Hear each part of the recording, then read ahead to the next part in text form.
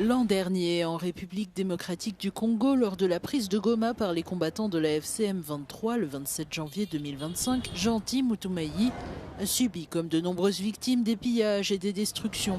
Ce jour-là, de nombreux magasins et boutiques ont été dévalisés, laissant les commerçants sans ressources et aggravant la pauvreté dans la ville. Il y avait des télévisions, des ordinateurs, beaucoup d'accessoires, des téléphones. Mais ce 27 janvier, tout a été emporté. Ils sont allés jusqu'à prendre une partie de la porte. Un an plus tard, Gentil conserve encore les images du pillage de son magasin, filmées par des passants.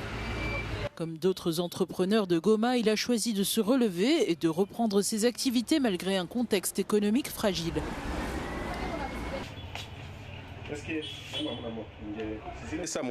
Les gens manquent d'argent et les banques restent fermées. Aujourd'hui, l'économie est paralysée. L'argent ne circule plus comme avant. À Goma, cette volonté de reconstruction est également portée par la solidarité locale. Des associations se mobilisent pour venir en aide aux personnes affectées par les pillages et la guerre, en particulier les familles vulnérables et les personnes déplacées.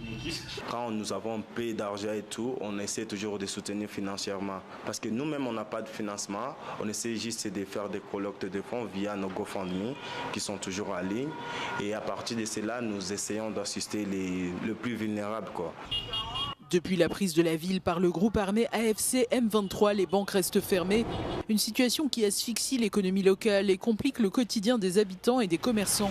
De leur côté, les autorités du M23 affirment avoir pris certaines mesures pour faire face aux défis économiques. On a réduit de 500 à 200 taxes. Tout ça pour booster l'économie qui était en faillite dans la ville de Goma. Tout ça pour permettre aux jeunes de pouvoir entreprendre. Goma reste sous le contrôle de l'AFCM 23 malgré les initiatives diplomatiques engagées. Les efforts de médiation peinent à aboutir et aucun horizon clair ne se dessine pour l'instant. Les habitants refusent de baisser les bras. Reprendre ses activités et s'entraider devient un véritable acte de survie pour toute une population.